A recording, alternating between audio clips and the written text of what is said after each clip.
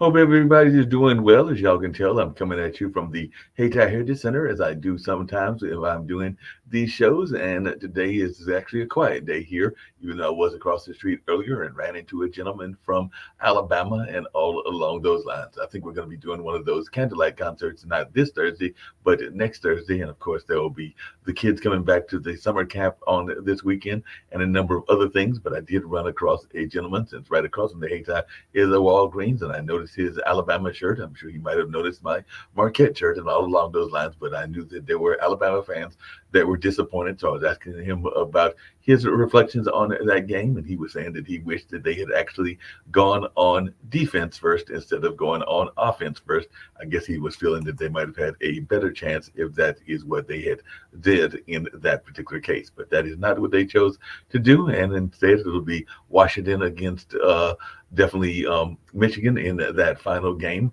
and all along those lines. So definitely that is the way that things went in that space. And he was also saying that the snap wasn't a great snap either. So there were a couple of plays that he wished it could have been done differently. And I'm sure there are some people that were not happy with certain play calls and maybe even certain refereeing calls, because I know there were a couple of basketball games that definitely had some controversial calls, and definitely some NFL games that had some controversial calls. I'm thinking about that one that involved, I believe it was Detroit and a number of other folks as well. So definitely it'll be interesting to see what happens in that world as we're getting ready to get into the height of the sports season. Because I know that I have been definitely following my alma mater, which is doing good, it's still in the top 10, if I'm remembering correctly.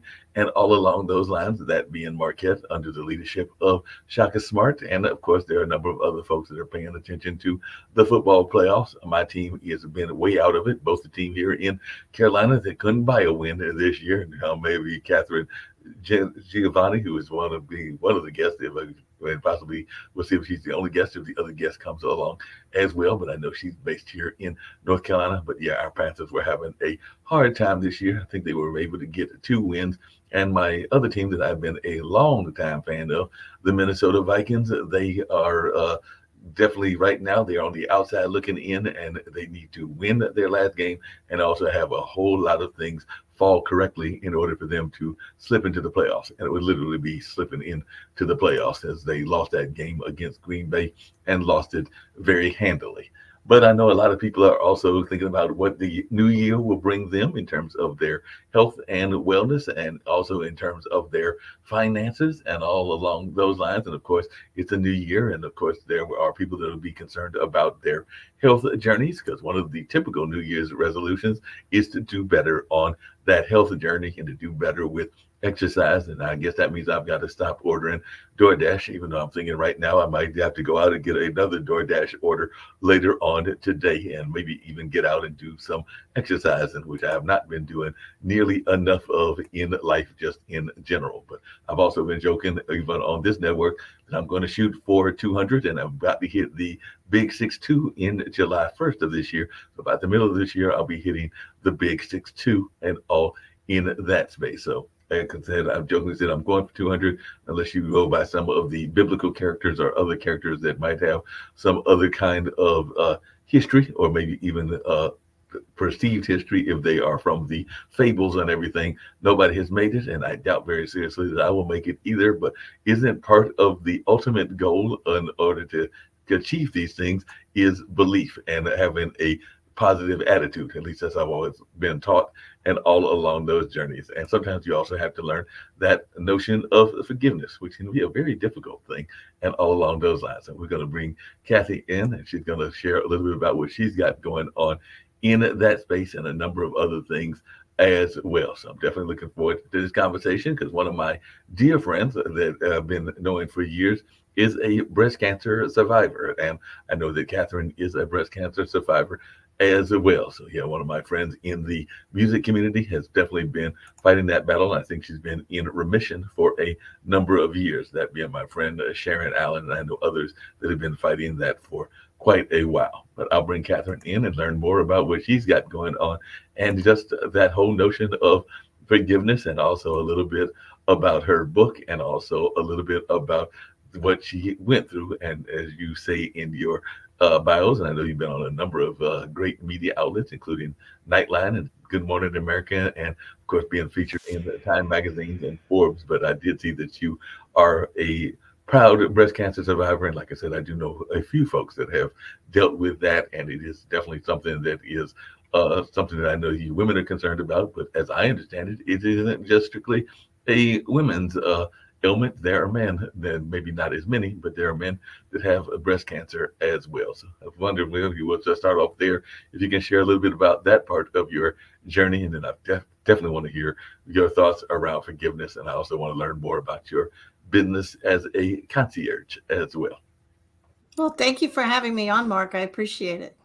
Yeah, no doubt about it. So, was it at what point did you find out that you were involved in this, and is it part of what you do in terms of even discovering your own power? Because I do know some people then they are facing adversity, whatever that adversity is.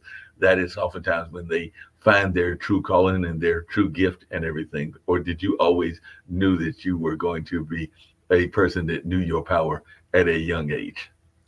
I had glimpses of it. I grew up I had a dysfunctional childhood and, that kind of stuff. And so it kind of teaches you to be strong, so to Right. speak. And then it taught me to be angry Hmm. because, in the eighth grade, my parents got divorced and I was being bullied in school and I tried to commit suicide. So when I had a friend who pulled me out, as hopefully everybody does, but it turned me into this little angry ball of garbage. And I kind of stayed angry for a very, very long time. 3 years before my mother died, she got sober and we became really good friends. And then she died. And once she died, my brain snapped, and I thought, I can't continue my life angry. I'm sick all the time. My finances are horrible. I'm always whining and complaining. I'm getting every flu bug. So I decided to change my life and I started to forgive people. And it worked. I didn't really dive too heavily into it. It worked pretty well. I'm one of the founders of the independent concierge industry. So my intuition kind of guided me through, and I blazed trail, and then I got cancer. Wow. And one day, I am violently allergic to exercise. Hmm. When you see the word exercise in the dictionary, my name is usually not there. Okay. So it was very surprising when all of a sudden I had this gut feeling. We all get these gut feelings. I had this gut feeling that I needed to take up running, me, but I couldn't get it out of my head. So a friend of mine said, try the Couch to 5K running program. This was in 2011. Wow. So I did, started to run, didn't mind it, went from a size 14 down to an 8, and it was close to my birthday in May, and I knew something was wrong. The weight was coming off too fast. And sure enough, the day before my birthday, in 1990, I found a lump. Oh, wow. Went to the doctor, and it was very large, stage 3 triple positive breast cancer. And the surgeon said if I hadn't taken up running, I would be dead because it was in a very strange spot. So we can't, my advice is twofold when it comes to these kinds of things. First of all, don't that little bird on your shoulder ever, Mhm. because it has saved my life 3 times. Not that I'm counting particularly. And the other thing is we can't control what life throws at us. I can't control the fact that I got cancer, but I can Right. control how I get through it. And I was sick for 4 years with chemo and surgery and the whole thing. So they send you to chemo class. Right. True story. Yep. Chemo class. I'm in this tiny little room, very similar to the one you're in now. Mhm. And this nurse Ratchet sits at the front of the room, and all she tells you is negative stuff. You're going to get all of these horrible side effects, and you're going to have all these horrible things happen to you. And my brain just snapped. And I went up to the front of the class. I looked her right in the eye and I said, no, I'm not going to get all of that. She said, oh, honey, it was in Raleigh, North Mhm. Carolina. Oh, honey, you're going to get most of them. I said, no, I'm not. Fast forward a year, I was sick as a dog, lost my hair, the whole thing. But I didn't get all the side effects. I didn't get all the stuff that other people got. She came up to me and she said, "What are you eating?" I said, "Pardon?" She said, "What are you doing to stay as healthy as you are with all the horrible chemo you're getting?" I looked at her and I said, "You remember a year ago when I told you I wasn't going to get that sick?" Right. It's your perspective. It's how you get through it. So forgiveness plays a huge role in how I got through it as well. Oh, and a couple of things that you were saying that struck me and everything. I know that we have a panelist on the network who is getting ready to do the prostate test, and I know a lot of people get concerned about the prostate test and they get apprehensions, just like I know a lot of people get apprehensions about the breast cancer exams and all Mhm. along those lines. So, what do you say to those folks that are apprehensive about going for testing? Because I do know that once you reach certain ages, they are asking you to get various tests. For men, it is prostate and colon and a number of other things as well. And I know for women, they do ask for the mammogram and a number of other things. But, as a society, we oftentimes are not the biggest fans because of that description you just gave of our doctors and our medical establishment, because we are often afraid that we're going to run into the Miss Ratchets or those folks that are a little bit on the don't have the best manners in terms of the way that they handle their patients and all along those lines. So what advice do you give to folks that are apprehensive about going in for whatever the test may be? Don't die until you're dead. Hmm. I know people who have survived stage 4 cancer. Right. I know people who survived all sorts of things. Mhm. The one thing I can tell you is cancer, it's an interesting thing and it's a horrible way to live.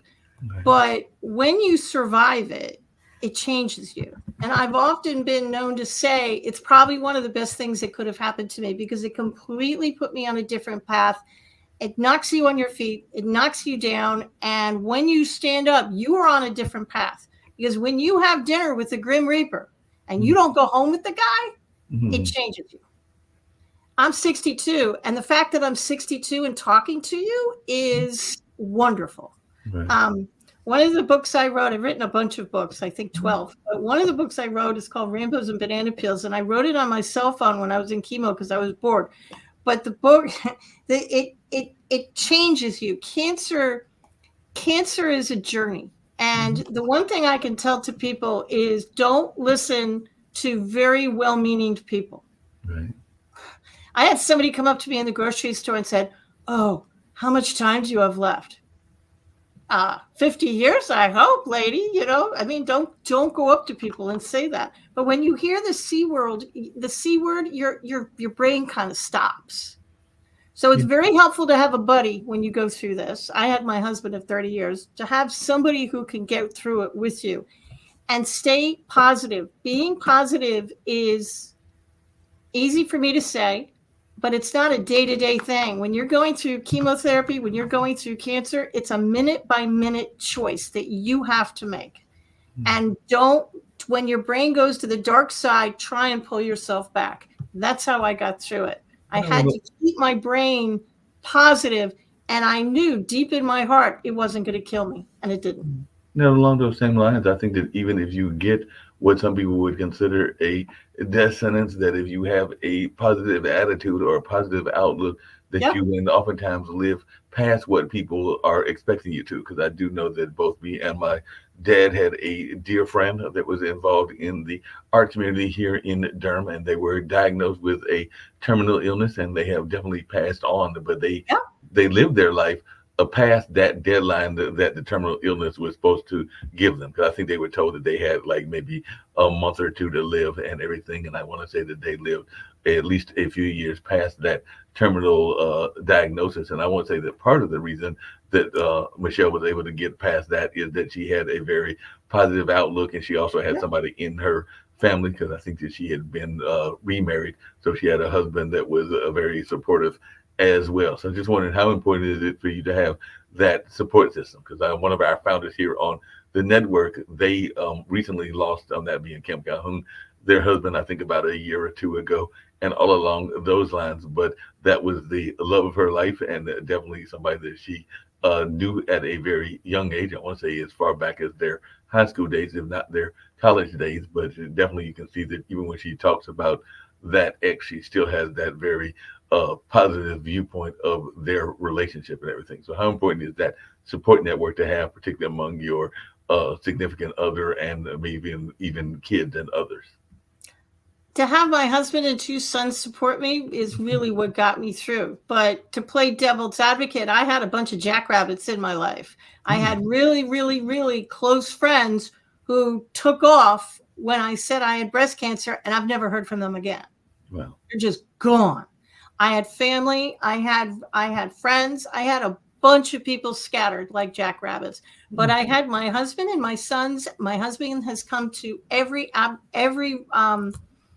surgery, every doctor's appointment, and he still comes with me all the time. He came to absolutely everything for what am I, 12 years cancer free, something like that. So yeah, it's very important to have somebody that you can rely on, but don't get too upset when the jackrabbits leave, because not everybody can take a diagnosis like this, and they're leaving because I wondered if they thought I was contagious. I really did. But I think they look at you and say, well, she can get it, so can I. And they run because they can't handle it. So just let them go. They weren't meant to be in your life. Forgive them and let them go. Well, speaking of forgiveness, you had mentioned earlier some of your own past history and even family history and everything. And I know that sometimes I am a similar age, like I said, 61, be 62 in July, and all along those lines. And I know that for whatever reasons, I have not had that significant other in terms of marriage, but I've had folks that I have dated, including for long periods of time and everything. But sometimes if relationships go south, then you sometimes have to do that whole forgiveness thing. And sometimes they are bringing baggage in from past relationships as well. I know that one of your books is that forgiveness journey and everything. So I was wondering, why did you write the book? And do you think that we as a society are good at forgiving? Because I think that that's one of the most difficult things to do, is forgive people that have wronged you in whatever way and everything. And we're not always the best at doing it and everything. And sometimes we let it internalize, and I know that that's not healthy either. But I just wanted your thoughts around the forgiveness journey and why you chose to write this book. We are all taught that we're supposed to forgive, but nobody teaches you how. Right. We're also taught that we should forgive everybody, including the unforgivable. On a forgiveness scale of 1 to 10, they would be a 10. And I'm probably the only one that's going to look you in the eye and say, you don't have to forgive the unforgivable. Sometimes it's not even appropriate. You don't have to forgive the unforgivable. You can forgive yourself and the energy around yourself, but you don't have to forgive the unforgivable. And when I forgive somebody, it doesn't mean I want a relationship with you, because I probably don't. It's not like Alcoholics Anonymous. I'm not going to reach out to you, because I'm not going to. I can do it in the privacy of my own home, all by myself. It doesn't mean they were right. It means that I want you out of my head. I want to stop thinking about you, and I want to do something else. So let's say this is anger. It's a really good visual. It's the only way I can explain it to people. And then I'll answer how I got into this. But this is anger. When you first get angry at somebody, I can hold it off to the side really easy. I'm still conducting my life. I can still see Mark. I can see other people coming in. Easy peasy. But I'm going to continue to hold it, and I'm going to continue to get angry, and I'm going to continue to put more anger inside this glass. So eventually my arm's going to start to hurt, and it's going to slowly come in front of me. I can still kind of see over the glass, but I'm still holding it, and I'm still getting angry because I'm not forgiving anybody. So now my arm hurts. So now I'm using both hands. So now my hands are kind of tied. So now I can't do anything. I literally can't conduct my life. And if I keep holding on to it, now I'm not going to see the significant other. I'm not going to see my dream job. I'm not going to see anything. So forgiveness literally gets people out of your head so you can put down that glass and you can conduct your life. When you forgive people, it'll increase your finances. It will increase your health. It has a bunch of benefits. But do me a favor. Start with the easy ones first. Get a list of 10 people, a list of, people you need to forgive. Start with the people you label number 1. The grocery cart rage. That person who cut you off at the grocery store and you got really mad. Start with them. or the person in high school who stained your sweater, something like that. Easy ones, and save those number 10s for last. Now, what are some of the unforgivables? Because I know that sometimes one of the things that happens in the forgiveness journey is, I guess, the hardest person to forgive is yourself and everything. Because I know that there have been relationships that I've been in, and in hindsight, they were probably toxic relationships, and I probably should have forgiven myself in the first place for just getting involved in them. They might have been people that were bipolar or had other things going on in their Sure. life. And so, what do you consider in some of the things that are unforgivable, and all along those lines? I'm imagining that there are certain deadly sins, if you go the religious route, that are probably unforgivable. But I was just wondering, what are Okay. we thinking in the relationship standpoint that are unforgivable? It's a personal thing. What I think is unforgivable, somebody else might think is forgivable. But I'm thinking, if you're raped, or you were hurt, or you were beaten, surely they are number 10s. Mhm. If you had a rough childhood, most people I talk to who had a rough childhood, forgiving their parents, they're a 10. Mhm. 100% they're a 10. Maybe you were bullied in school. Maybe they're a 10. Maybe you just left a relationship, and for whatever reason, they did something that really set you off, and you've labeled them a 10. That's fine. Forgiveness is an onion. And some of those 10s, you might have to do some mental gymnastics. You might be able to get them down to an 8, and then maybe eventually down to a forgivable level. And some of them you won't be able to. you know, you can forgive yourself. Mhm. And here's other things that nobody else is going to tell. You can forgive people, places, and things. You Right. can forgive your childhood home. You Mhm. can forgive your childhood school. You can forgive. I forgave 1974.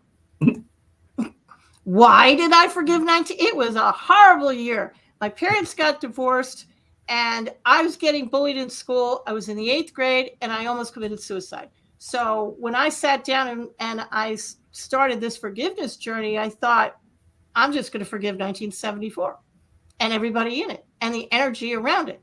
I have a friend who forgave a little red wagon. She got her list together and she randomly wrote down a little red wagon, had no memory of the wagon, had no idea why she wrote it down, but she forgave that little red wagon because she thought, well, probably something from my childhood, and I guess I'm mad at the thing. So she forgave it. The thing about it is, when you get angry, you think that the anger goes out into the world, you're yelling at somebody, and that energy, which is neither created nor destroyed, that's what Einstein said, goes up into the clouds and disappears.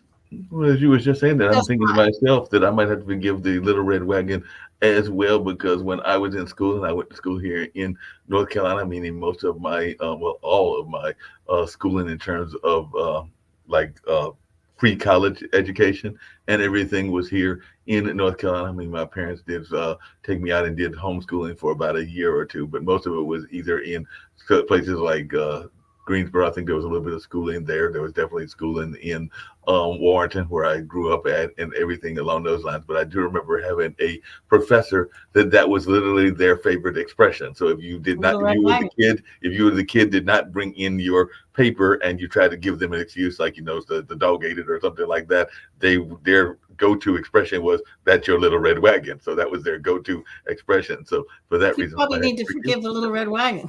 Right. I might have to forgive the little red wagon, because that was their go-to expression. So much so that some 40 or 50 years later, I literally remember that expression and them using it ad nauseum and all in that space, because that was their way of saying that you had to take responsibility for what you did and not try to come up with an excuse. And that's where they used that little red wagon expression and all in that space. I hadn't even really thought about it that much until you just brought up that your friend forgave a little red wagon. So I'm gonna Now have I to know go. 2 people that have forgiven a little red wagon. There you Right. go. Yeah.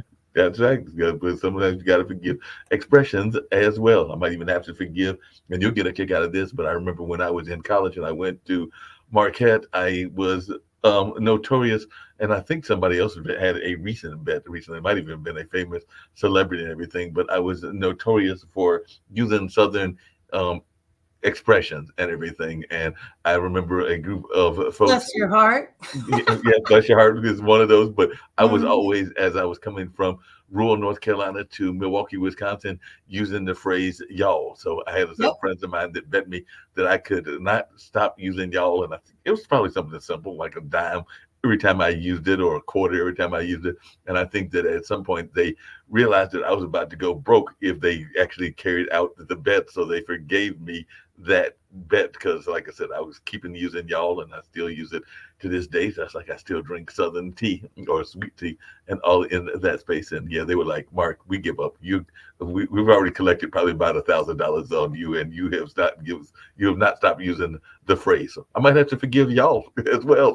So y'all might be something else that needs forgiving, or I might have to forgive them for coming up with that stupid bet when we were in college and everything. You mentioned earlier, and I wanted to come to that, and definitely want to come back to the forgiveness journey. But you mentioned that you were one of the founders of an industry, and I'm thinking that was when you were in, I believe it was in the Midwest and everything. But during the pandemic, we saw a lot of people that got very excited about concierge work and all in that space because that was one of those jobs that people needed help in, and all in that kind of line. So I just wondered if you could share a little bit about the concierge work and your being a founder in that industry, because I do know I went on my first cruise ever actually with a friend of mine from Nevada, and I know that some of those people are also, I mean, the people that work on the cruise also as a side job may do some concierge work as well, because they sometimes come from countries that are very concierge oriented and everything. But I just wondered how you got into the industry, and if you can share a little bit about that, because the network is founded by two entrepreneurs, that being Nick Palbeda and Kim Calhoun. But I just wanted your thoughts around getting into that business. It'd be my pleasure. The only way I can explain how I got into it is to tell you the history. In 1998, the independent concierge industry really hadn't been born. If there were 20 concierge in the country, that might have been high. It was started by a few hotel concierge who thought, if this works for a hotel, I bet I can bring it to mainstream America. So they did. In about 1998, I was living in New Jersey with my husband, and we had a meeting in an event planning company. And we read an article in Entrepreneur Magazine about this what we think is an interesting industry. We're not very sure, but it's something called concierge industry, and there are 3 people doing it, 3 people in the United States.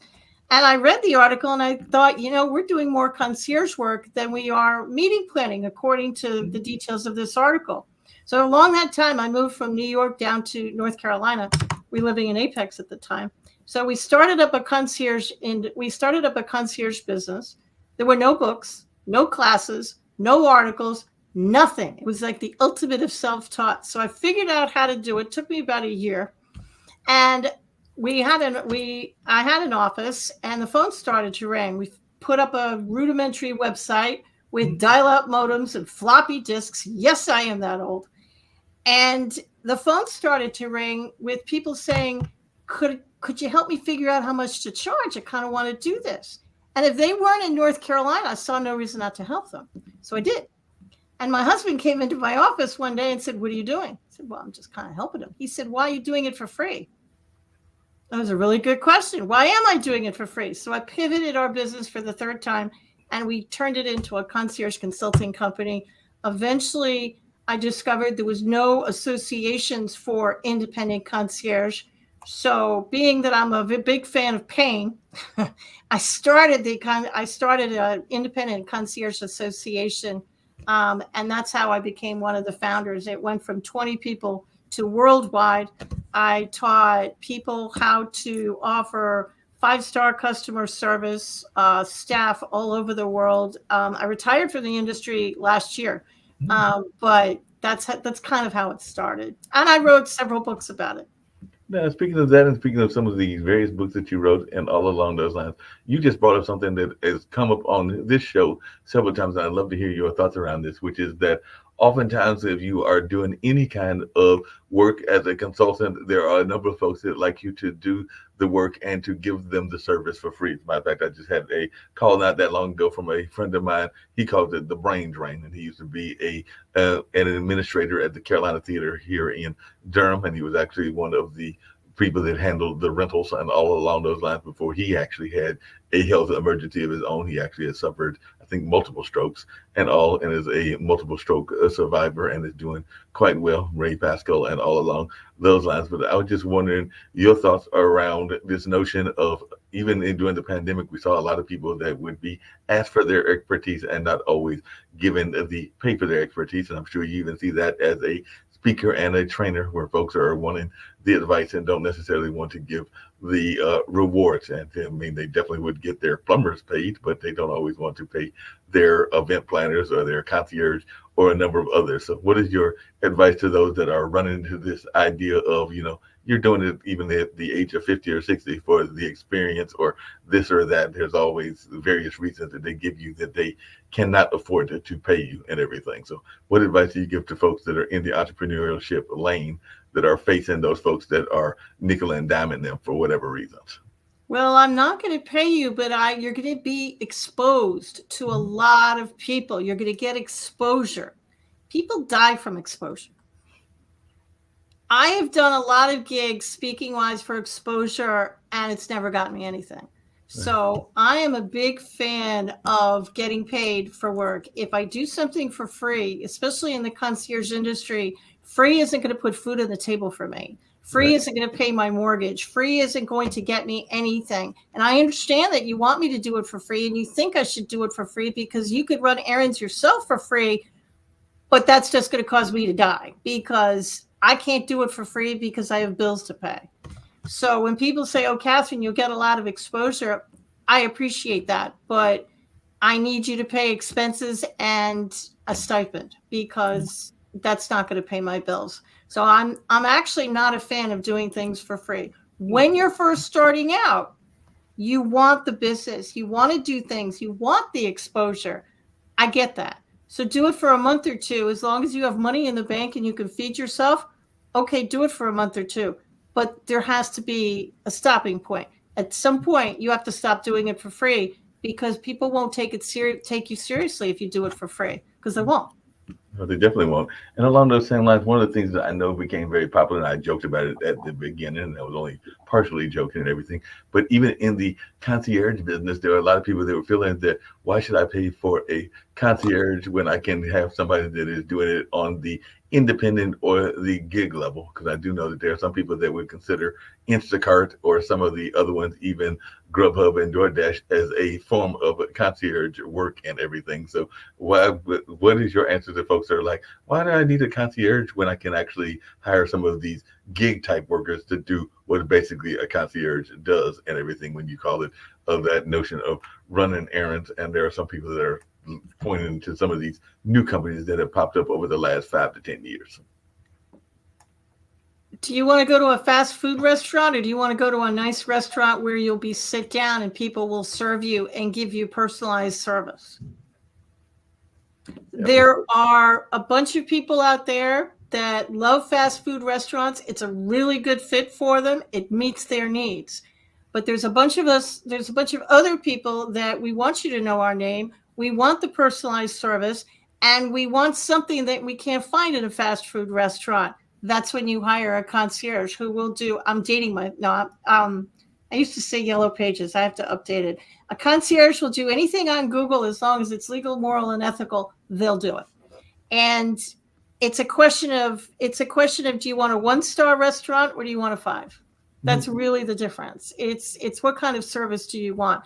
And a concierge, they're going to vet their people. Mm-hmm. No disrespect to the fast food concierge out there, but a real concierge is going to vet their people. So you're not just getting anything. They're gonna look these people up and make sure that they're as honest as the day is long. Because trust is the hallmark of that industry. And trust is very much a hallmark of the industry. Speaking of trust, and this comes down to one of those forgiveness things and everything. I know that one of the things that folks get frustrated about in business is folks that have their dreams and their ambitions, and then they kind of want you to carry their dreams and ambitions and not necessarily think whether that is your vision or not. Because I do know some people that have visions, and they are definitely entrepreneurial visions, and then they will try to bring you into the picture and not realize whether you are having a shared goal or all along those lines, and then they get frustrated if you don't necessarily want to help them out and everything in that space. So how important is it for you to make sure that you are aligned with the vision of the entrepreneurs that you work with, whether that is as a consultant or just in general? Because I know that I've been on some places where eventually I trained them in some of the skill sets, like around even the one we're using StreamYard and stuff, because I realized that they would, if they had their way, I'd be doing nothing but their work and not necessarily going in accomplishing my own goals and my own ambitions and everything. So how important is it to align with people that are of like-minded backgrounds? Well, over the last 25 years, I have trained my competition, not by choice, didn't know I was doing it at the time. So I learned very quickly to trust the little bird on my shoulder. And I mean that with every fiber of my being. You know, you can be talking to somebody who looks good. They're in a 3-piece suit. Their resume looks good. And something just feels off. Right. Trust it. Because that's a little bird in your shoulder chirping at you saying, excuse me, you know, that kind of thing. So you have to trust your gut. And you have to have the mindset of, if it's not a good fit, walk away. Now, a concierge will never say no to you. We train that, but they'll say something, well, I can't provide that service for you. It would be my pleasure to find somebody who will. Give me 24 hours, give me a day, give me a week, and I'll circle back and I'll give you a list of people who can help you. So what's the craziest thing? I've done that many times in my life. I got that. What's the craziest thing that you've had somebody request? Because I used to be, and you know, riders are very much a part of the contracts if you're involved in the entertainment world, and I've been involved in that for a number of years. Definitely have worked with the Bull Durham Blues Festival, which is on hiatus and maybe even permanent hiatus, and all along those lines. I've definitely worked with Centerfest and a number of other festivals, including the Eno and others here in this area, and even a few outside of the North Carolina area, and all in that space. Not a lot, but a few that I've at least had some dealings with, and all in that space. But I do know that sometimes people can ask for some unusual requests. I want to say that there was one of the times that I can remember was there was a popular R&B group that wanted to know where the closest dance club is, and I'm not talking about regular dancing, I'm talking about like adult dancing and all along those lines. And one of my friends actually chose to take them there, even though if I had my way, they would not have made it to that particular location, because I thought that could create some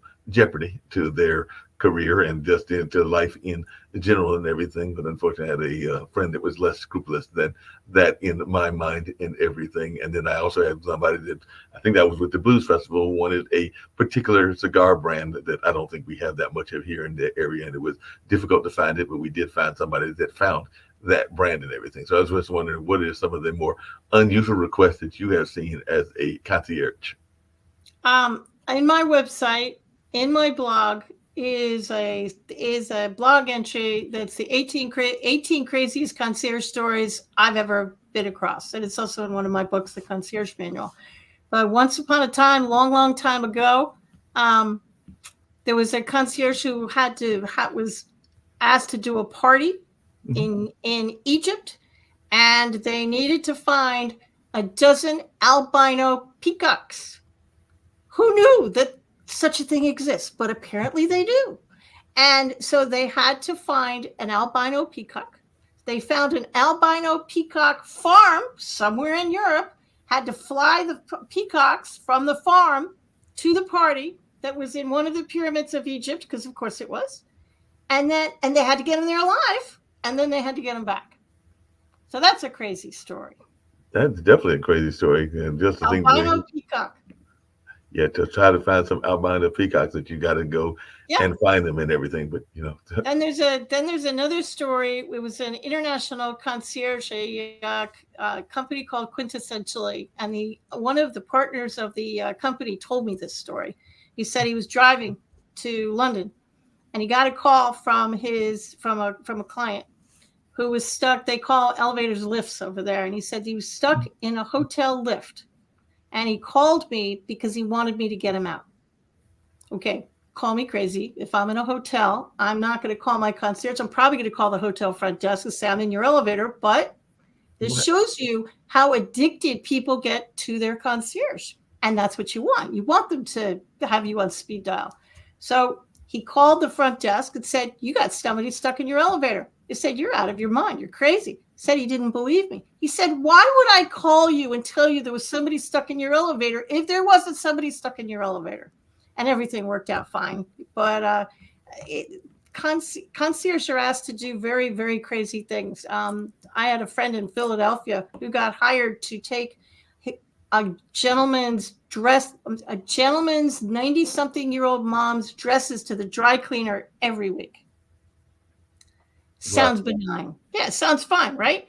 Well, the only way you can tell because when she took off her dress, she'd put it back up in the closet with all the other ones. So the only way she could figure out whether the dress was clean or dirty was to, wait for it, sniff it.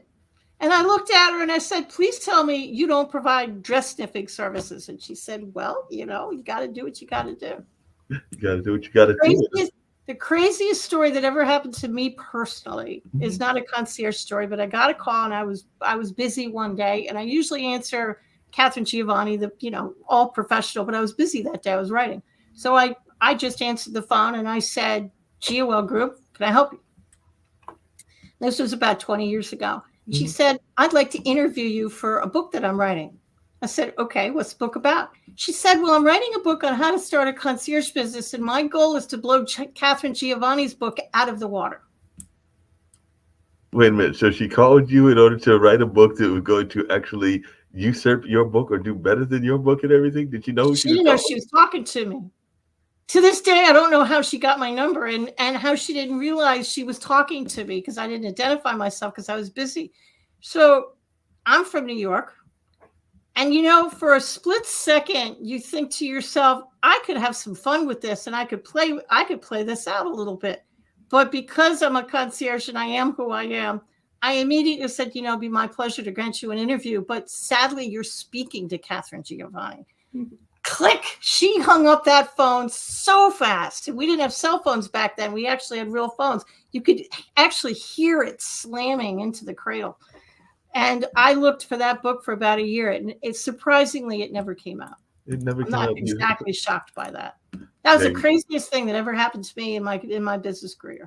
It sounds like a crazy thing. You actually talking about the cell phone, and I was actually thinking about its invention and, of course, the invention of laptops and all along those lines and how prevalent they are. But yes, I do remember that. And speaking of forgiveness, sometimes you have to forgive people because they have differing beliefs and all along those lines and everything. And I remember, and sadly, she passed away of her own cancer battles and everything. And she was a very successful musician and everything, but a ex-girlfriend that was a college girlfriend, I literally remember rushing to the phone because, back in those old ice ages of the 80s, as you said, most of us didn't have cell phones and all along those lines, but we had a summer relationship, and it was a very nice relationship and a fun relationship. But she was a member of the JWs, the Jehovah's Witness, and I think she wrote me a nice little letter that basically said that the relationship would have to end unless I was willing to join the Kingdom Hall and join that particular denomination and that particular religion. And I was not feeling it at that time. Don't think I'd be feeling it at this time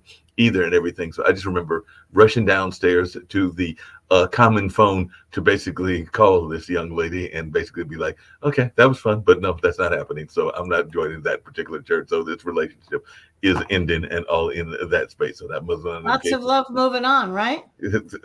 It was fun, but I had to move on because I was not feeling it. And all along those lines, it was like, that was one of the times where I had to forgive myself in order to make that decision and be like, nope, can't do it. Cannot compromise my own principles in order to follow in the love train and all in that space. One of the things we talk about a lot of times, Kathy, on this show, and I'd love to hear your thoughts about this because you got so many great stories and so many things that you've been sharing and everything, is that this notion of the inner critic, and you kind of alluded to it before and everything. We've definitely had several guests that have talked about it before as well. And whether it is relationships or whether it is job opportunities, even so where I'm at now, there have probably been job opportunities that I had that conversation with myself constantly and kept telling myself, no, don't go for it. Don't go for it. Don't go for it. And by the time you finally talk yourself into going for it, the job has left or the relationship is left or whatever you are pursuing has left. So we do know that the inner critic can be the worst critic and all in that space. So how have you dealt with that inner critic?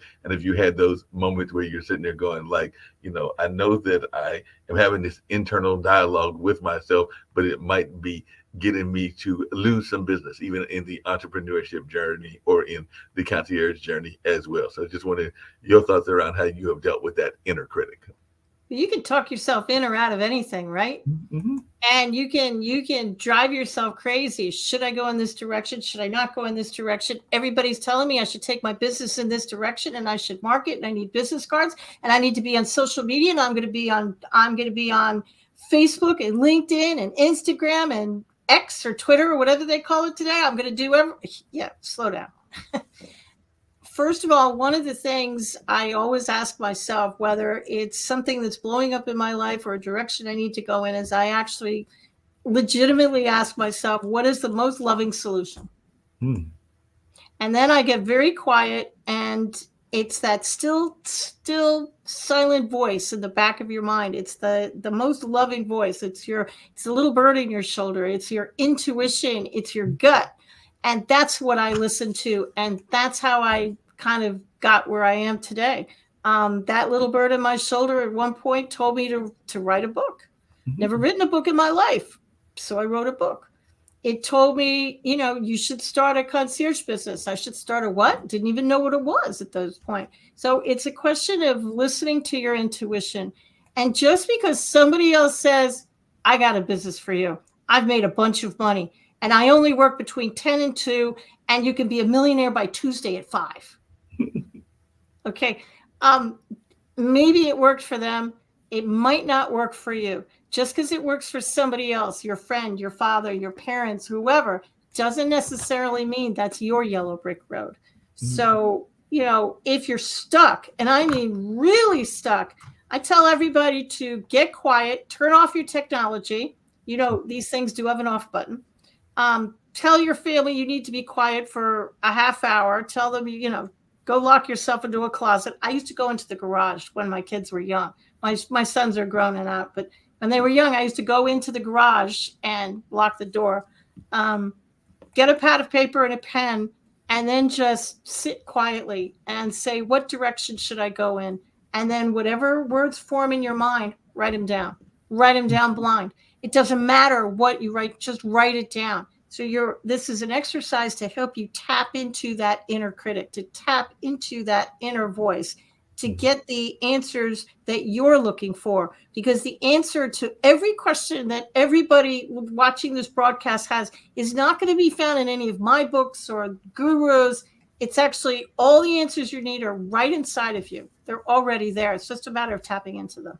That makes a lot of sense. I mean, one of the other things that I know a lot of times people talk about, even in that entrepreneurship journey, because I've got a number of friends that have been involved in various MLMs and all along those lines, and I have been approached by a number of them, and they're always not realizing that there's only so many masters or so many jobs that we can have and everything. And definitely, I know with the gig economy, many people are working 2 or 3 jobs, even if they are like yourself in a loving marriage and everything. Oftentimes, both spouses are working 2 or 3 jobs. But I do know that it does seem like with time management that there has to be a limit, because what I have found myself telling some folks is that no, I might be willing to buy the card if there, or the perk if there is a perk, but I can't necessarily dedicate myself toward the business because I'm already involved in about 3 or 4, and that's stretching the limit. That's the thing, right? Everything. That's the thing. We're chasing happiness. I will be happy when I graduate from school. Okay, I'm a genie. You graduate from school. Are you happy? No, I'm going to be happy when I get married. Okay, boom, you're married. You happy yet? We keep bumping the happiness. When are you going to be happy? When you're 95 and your teeth are in a cup by your bed? The trick to life is, and this is what we're taught, and you're taught wrong. No disrespect intended, but we're taught that you get a bunch of money, you work really hard, then you'll be happy. It's actually backwards. Get happy, then the money will flow. So if you're not happy in your job, you're not happy in your relationship, you take everything you're doing, get a pad of paper, put a line down the middle, go pro and con or yes and no, whatever you want to do. Everything that you love, put on the left side, and everything you hate, you put on the right side, and see what kind of commonality you have. If you're trying to start a business, well, I like to travel. Okay, write that down on the left. Well, I don't like to work with people. Okay, well, we might have to amend that. And that's kind of how I've always approached things. It's a question of what makes me happy. There's no reason you can't make money doing something that makes you happy. No, I agree with you on that. But the other thing that you talk about quite a bit in a number of your books is understanding intuition and Yeah, I empathy, do. and all along those lines. While we hear people talk about it quite a bit, I don't know that many people have an understanding of what it truly means and what that is and everything. So, what to you is intuition and what is empathy? Because I definitely have been told by a number of folks that I am very empathetic, even in the ways that I conduct these interviews and everything. But definitely, and I definitely have an intuitive sense. And sometimes, even though the intuition may tell you something, sometimes we go against the intuition, because even some of those relationships I was talking about, I already knew that they were not going to be for me, but I was trying to figure out ways to make them work in order to pursue what you just said earlier, that happiness and all along those lines. But that little birdie was already telling me that this is a walking disaster, but sometimes Yeah. we don't always want to listen to the birdie and all No, in we don't. that space. When I don't listen to that little bird, that's when things go wonky, right? You're Mhm. very intuitive, and everybody's intuitive. Our intuition will talk to us in one of four ways. You'll see it, you'll hear it, you'll feel it, or you'll just know it. Right. I hear things. Now, it doesn't mean I'm in the middle of a Stephen King novel and I'm going to start hearing and seeing ghosts coming in. That's not what I'm talking about. You will hear the message in a song. You might even hear some words in your head. I usually do. You hear the message in somebody who's talking to you. The people who see it, it's not that you're going to see ghosts. You see the answer. In school, you were a visual person. In school, I like to hear I like to hear music. I like to hear the teacher, because that's how I learn. Visual people, I want to see it. I want to see the spreadsheet. That's how they learn. The people who just know it, it's just 1 minute you don't, and the next minute, boom, it's in your head. Right. And you just know it. You don't know why you know it. You just do. And then there are the people who kind of feel their way through life. You go, and then they're called empaths. And you walk into a room and it just feels off. Right. Or you shake somebody's hand and something's wrong. And you listen to it. And, if you go into a room and it feels off, my advice to everybody, okay, leave if you're allowed to, and make sure you look around the room before you leave and maybe write down your feelings so you can go back and learn that again. And it's a matter of listening to your special gift, because we all do this. Every single person on the planet is intuitive. Right. Every single one of us. We all just have a different way of hearing it. And it's a matter of just identifying one of those four ways.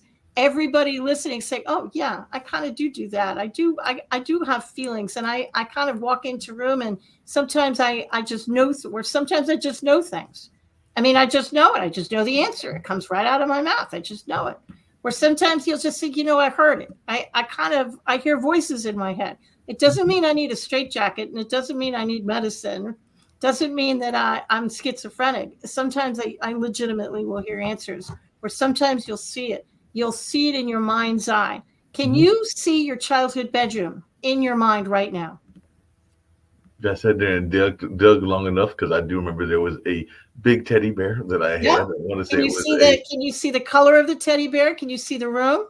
I can see some of that, because I remember one of the teddy bears was like a brown, I want to say it was like a dog-like figure, and it had big fluffy ears and all in that space. I do remember that was there. And I want to say that there was one of the rooms in the childhood had a bunk bed, and part of the reason of knowing that is because it was literally, remember, and it's a sad memory, but falling out of that bunk bed and literally landing on the floor, thumping myself on the floor, dusting myself off, realizing that I was all right, looked up at the bunk bed, and it was like, no, I'm not going back up there. So I ended up sleeping on that particular day, I think, on the floor, because I was not going to climb back up to possibly roll back over and hit that floor one more time. That's clairvoyance. That means you're clairvoyant. That means you see the answer. You could see the answer in your mind's eye. You see it. You see it on the page. You see things that you read. But sometimes you can just see the images, and you can see the answer in your head. That's clairvoyance. When you hear things, that's clairaudient. It means you hear the answer. I might hear it in music. I might actually hear angels and stuff giving me guidance.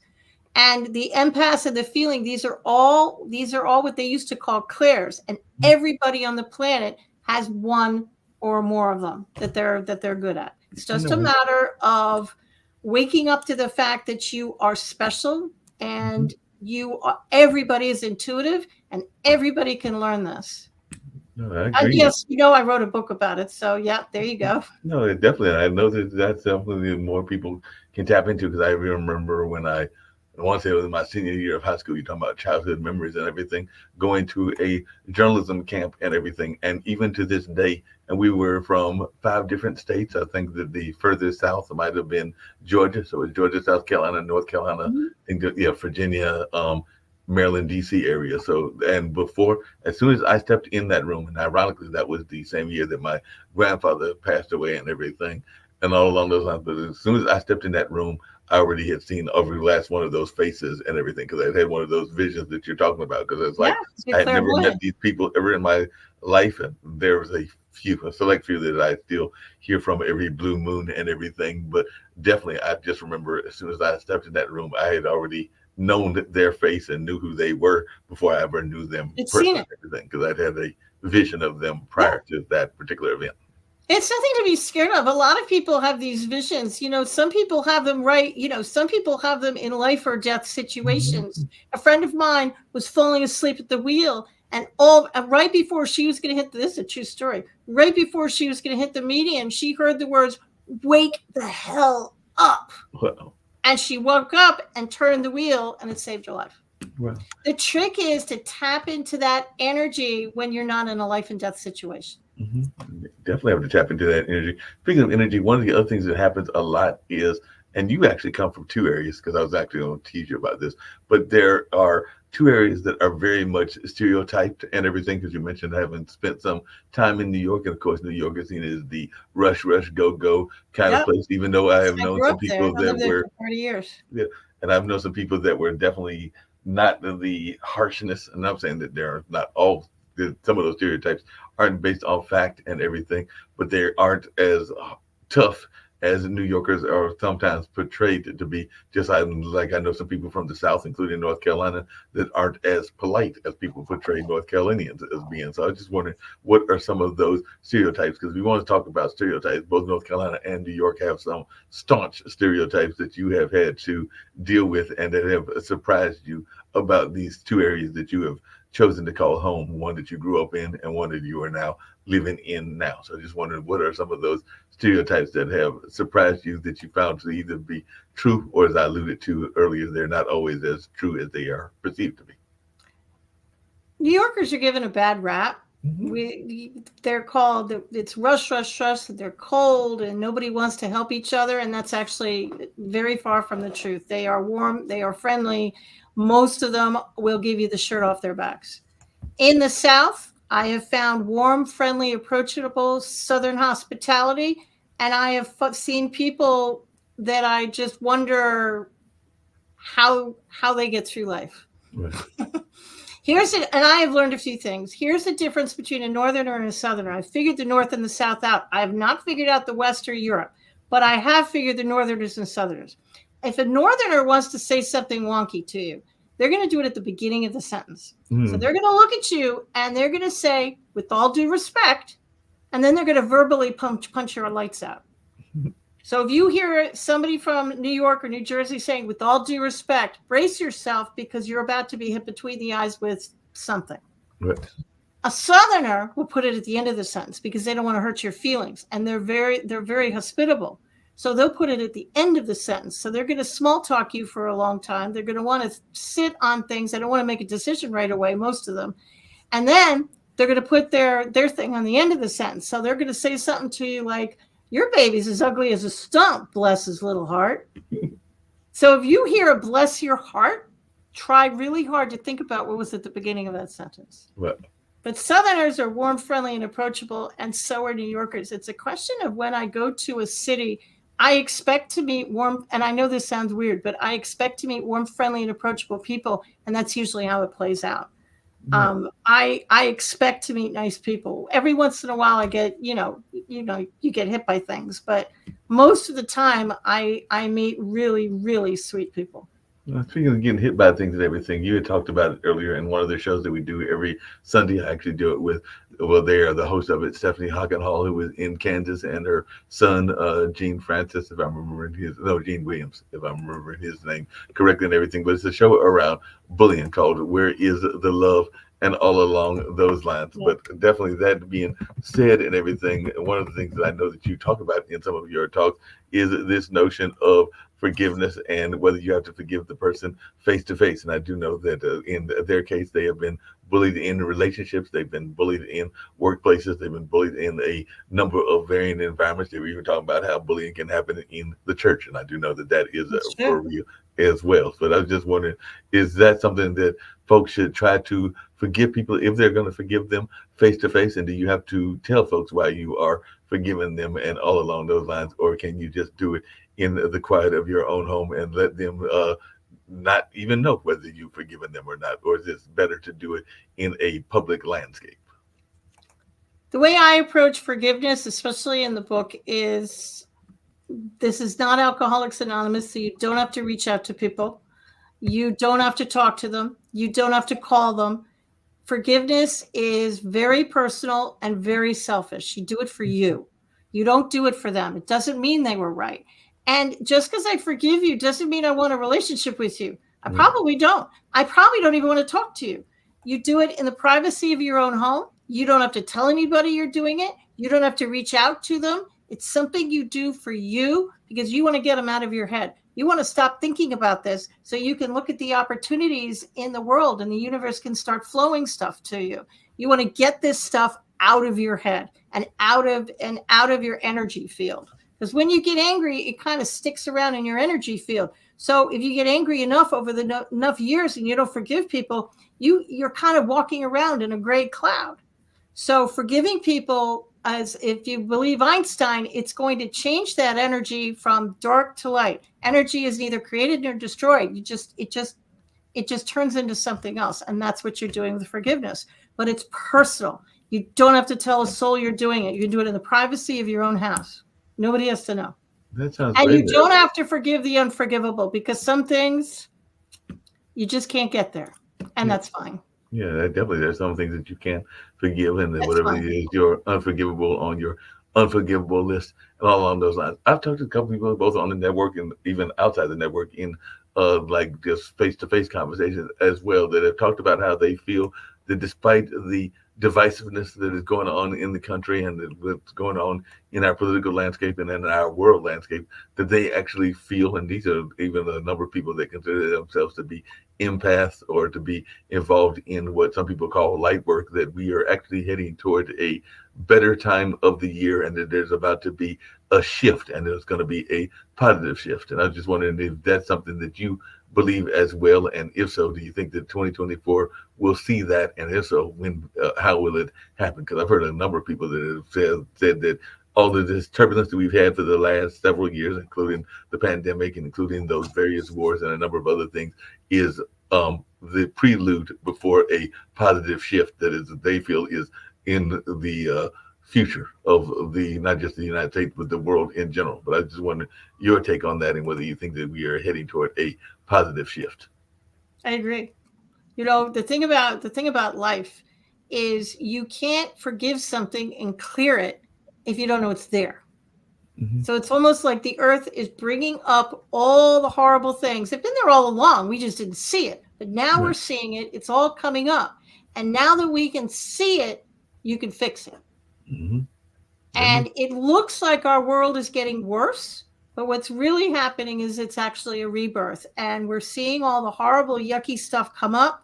And hopefully our society all across the globe is going to have more loving, more compassionate way of looking, a more forgiving energy. And I agree with them. I think we're moving towards a completely different world that's going to be a lot better than this one. But we're not going to move to it until we get rid of all the horrible stuff. And you can't get rid of it if you don't know it's there. Yeah, that makes a lot of sense.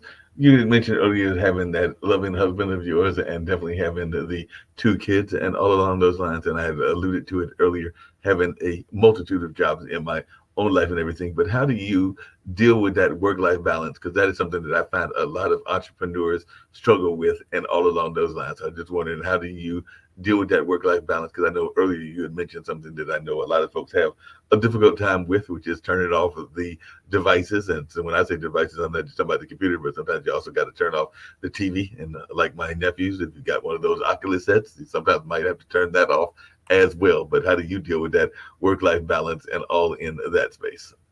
We figured that out years ago, actually. We both wanted to stay home with the kids, and I like to work. So we pulled our operation and our company into our house. So I've been working out of my home since 1995.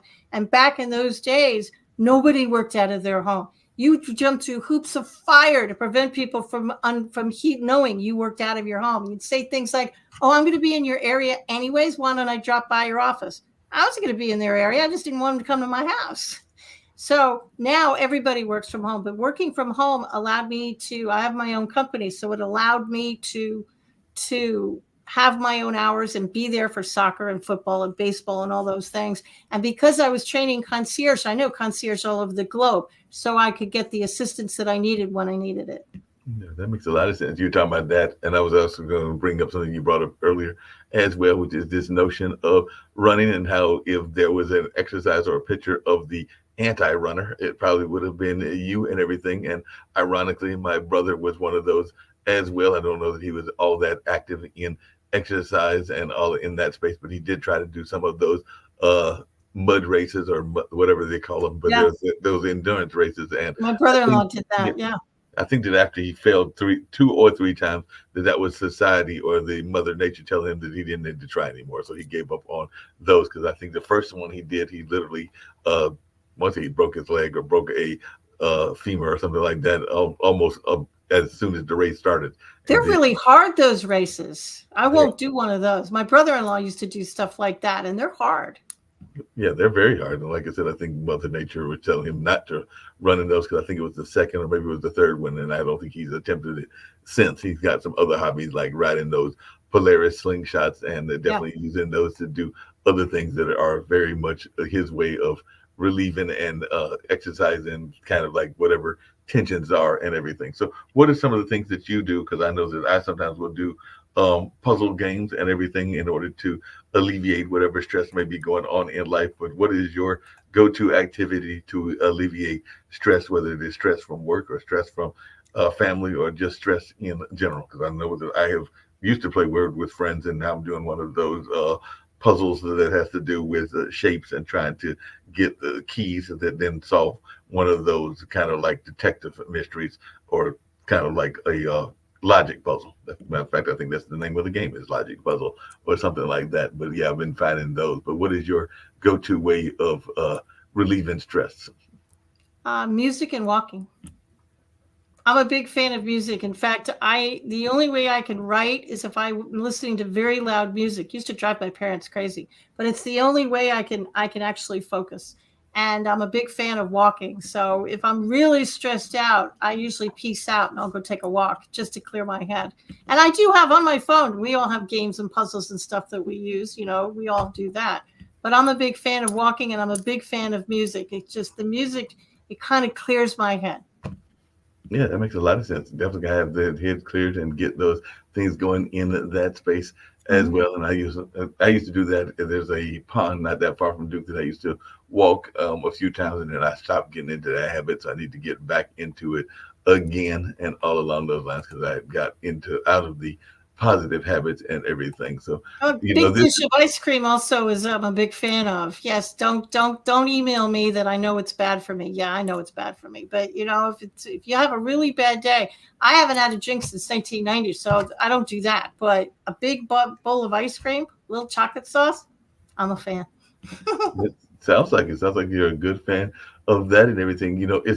I mentioned earlier, it's the beginning of the new year, and I've not always one to do New Year's resolutions, because I sometimes think that we set ourselves up for failure by setting them up as resolutions and everything. But I'm just wondering, what is some of the New Year's goals? Because I think New Year's goals is different than a resolution. Because I think that if you set a resolution, you're already creating this expectation that might be beyond reasonableness and all in that space. But whereas if you set it as a more manageable kind of like thing, like I want to do it by year's end or within the year, then it might be easier than saying that, I'm going to lose 5 pounds in the next week, or I'm going to lose 10 pounds. I'm going to find the love of my life within 2 weeks and everything. Those sometimes seem like they might be unrealistic expectations. Whereas if you set them as goals that you're hoping to accomplish within a longer time frame, it just seems more reasonable to me and everything. But I just wondered, is that a similar philosophy that you have, and if you have any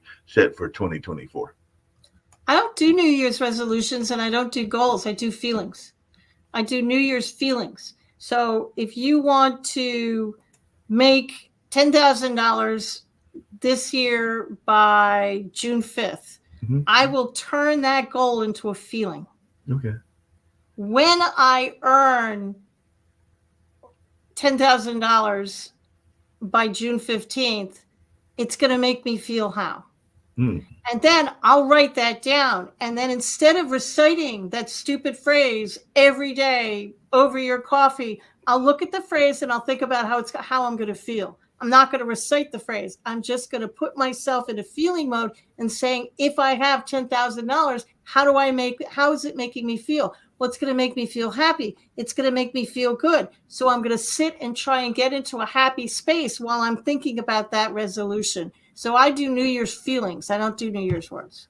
New Year's feelings sounds like a great way to do things along those lines. I know a lot of people this past New Year's were rushing down as society has opened up again to go see the acorn drop, where I understand there was an egg that was dropped in Nashville, North Carolina, that is. And I think there was a pickle drop in Mount Olive. So I was wondering, is that what you and your husband did, or were y'all one of those folks that was doing either a watch service or doing the kind of like relaxing at home? Because I know I brought it in, literally watching, I think, our local affiliate and them showing the dropping of the acorn, and also calling mom, because I do think it is important to have that connection to family members as well, particularly if you have a loving family. And I know not everybody has the same kind of loving family that I had, and all in that space. But if you've got a good relationship, it's always good to stay in touch with them if you've got that loving relationship. Now, if you don't have the loving relationship, that's a whole nother matter and everything. But I was just wondering what y'all did for the New Year's, and how important do you think it is to be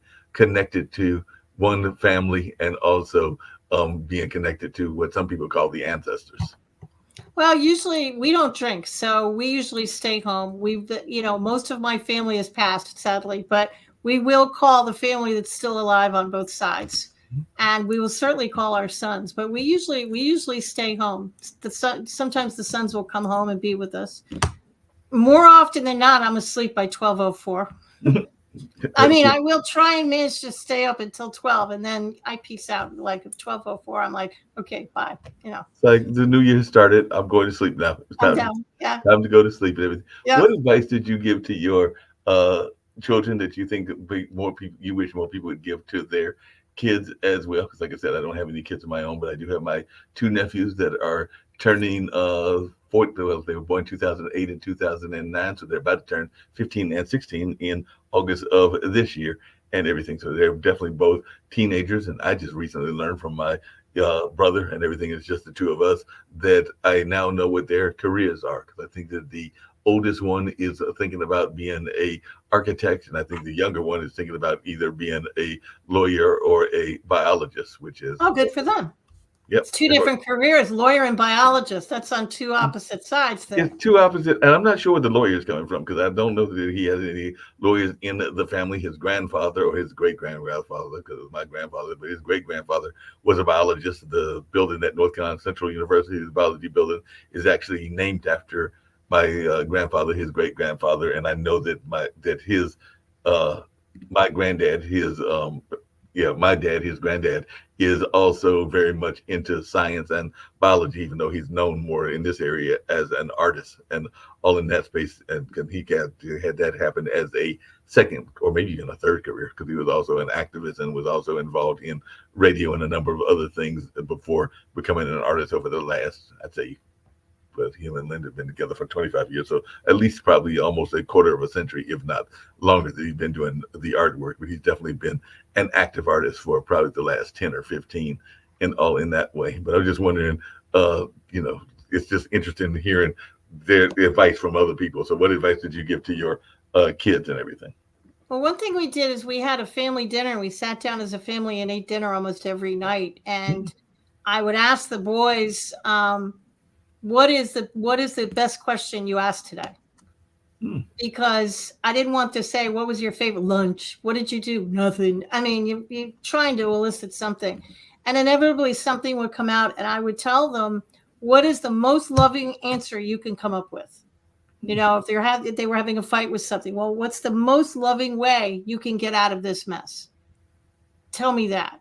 And the other thing I tried to do is just let them be their authentic self. You know, I tried not to mold them into the image that I wanted them to be. I tried to allow them to be whoever it was they were going to be.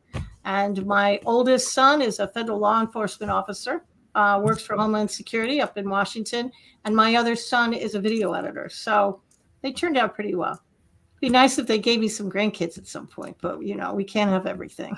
Well, like, and that could happen late because my brother actually gave my parents their only grandkids when they when he was in his late 30s, early 40s, because he is now in his mid 50s or about to be. I joke with him that this is the year that he will turn the speed limit. So he'll turn 55 in October and all along those lines. Good for him.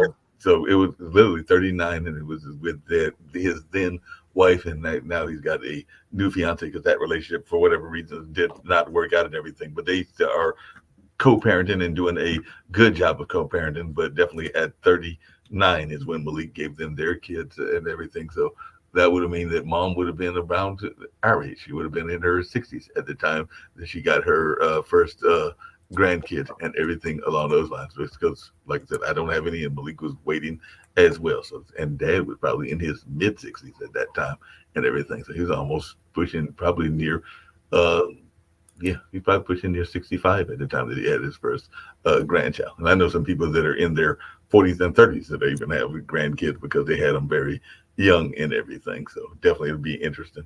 But my mother used to reverse her age. So, you know, I'm 62. So she'd say, well, I'm, 26. Yeah. I always thought that was pretty funny. No, well, my mom actually had 88. She couldn't reverse it anymore. So there's that. My mom had something that was similar. My mom used to joke when she was, I want to say when she was in her 50s, and maybe when she was in her 60s, but I'm pretty sure when she was in her 50s that she was going to start counting backwards. So if that was the case, by now she would be in her 20s because she just recently turned 80. Well, last year she turned 81 and everything. So if she was going by that, 50 to 81 would be 31. So 50 minus 31, she'd be 19 now. So yeah, she's definitely. Here's some advice for anybody who's turning 30, 40, 50, 60, and you're all freaked out about it. What I used to do is 30 killed me, and then nothing ever bothered me because I figured it out. When I turned 39, I used to tell people, well, I'm going to be 40 next year. So technically I was telling people I was going to be 40 for 2 years in a row. So by the time I actually got to 40, I was used to saying it. And I've been doing that ever since. Hey, that sounds like when I turned 60, I'd say, well, I'll be 60 next year. So by the time I got there, it still kind of stuck on me, but I was more used to it than I would have been. So since this year will be 62, you're saying that I should tell everybody that I'll be turning 65 next year, so that by the time 65 actually gets here, then it will be less painful and everything. I only do that for decades, but you could do it for 65. Sure, you could. Absolutely. Because you do it for 2 years in a row, then it's not as painful. Okay, it'll sting still. Now, I'm not going to lie, but it won't be full-fledged pain. It won't be full-fledged pain. Did you ever regret not having a girl? Because I do know that there's some people that had all girls or all boys, and that they wish they had the opposite gender. And I know others that were like, no, I didn't want somebody that was the same gender as myself and everything. So I was just wondering, I'm grateful for what I got, to be honest. And I will get my girl eventually. Somebody else has raised her. They've put her through school. They did a brilliant job. They're going to wrap her in white and give her to me. So I'm a patient woman, and I will get her eventually. I just have to be patient. Just have to be patient and wait for them to find that other half, and you will get it in the sense of the daughter-in-law is what you're talking about.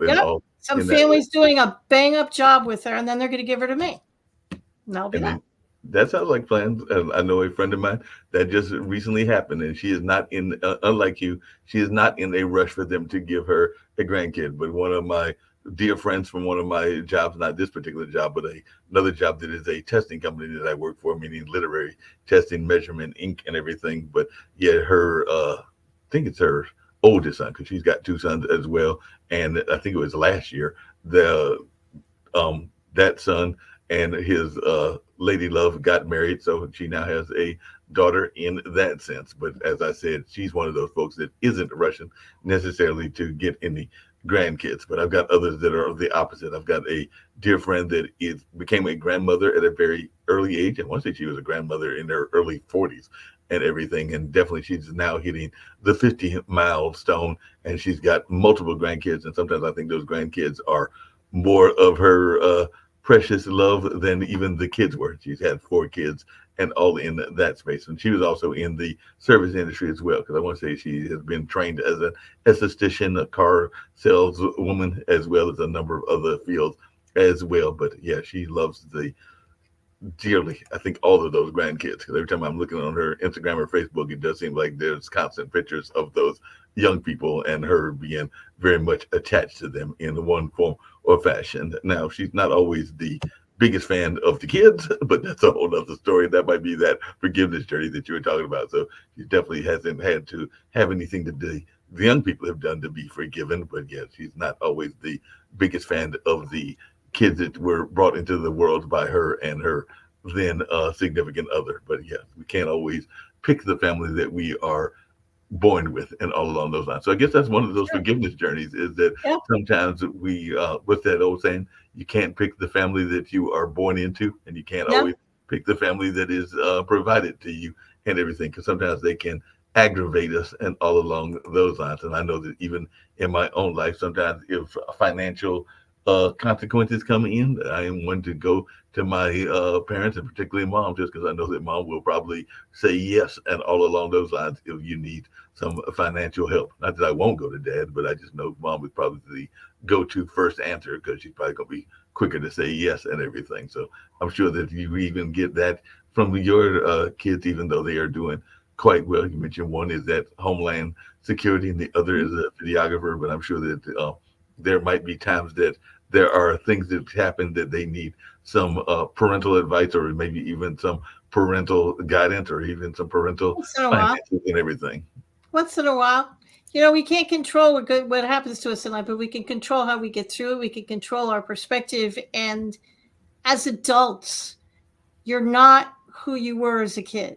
And I Right. think that's what trips everybody up, because they still think of themselves as that kid who messed up all the time. And everybody said I wasn't going to amount to anything and all these horrible things. But that's not who you are anymore. And if somebody is looking at you through those rose colored glasses because they're family members and they see you as that 16-year-old who used to mess up, and you're not that person anymore, that's their problem, not yours. Um, Mhm.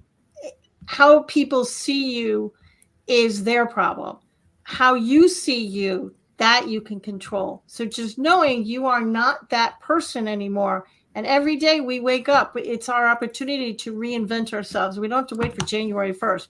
Every day is a new opportunity to say, that's it. I've had it. I'm going to change. No, No but along those same fanfare, lines, no book, no, trumpets, just a quiet little, I'm done. yep. But along those same lines, there, because but when the pandemic first started, I actually need to reach back out to IPC, who is a well-known graphic artist in the sense of like cartoons and other kind of animation, and also a haiku champion, and is very active on Clubhouse and even some other platforms. I think he's on Instagram and a number of other things. But during the pandemic, he started a kind of like a cartoon oriented audio troupe that I was a part of, called the Funky Eye Puppets. And one of the things that he talked about was how we sometimes lose that childlike wonder and don't We necessarily do. want to tap into that childlike wonder as well. So that is, I hear what you're saying about definitely being responsible adults, but sometimes I think that we also, on the flip side of that, don't do a good enough job of allowing some of that childlike wonder and some of that childlike joy to stay into our life as well. But I just wanted your take on that, because that's something that I enjoy doing and might even get back involved in 2024 with playing these voices of different characters and all along those lines. I think mine was called Echo and all in that space. But I was just wondering your thoughts around childlike involvement, because as soon as we go to whatever we go to, whether it's the military, whether it's college or whatever, then all of a sudden it's all about being as adult as possible. And I think that we don't bring enough childlike enjoyment to anything from relationships to work to a number of other things. And I'm always an admirer of companies that allow play to be part of their environment.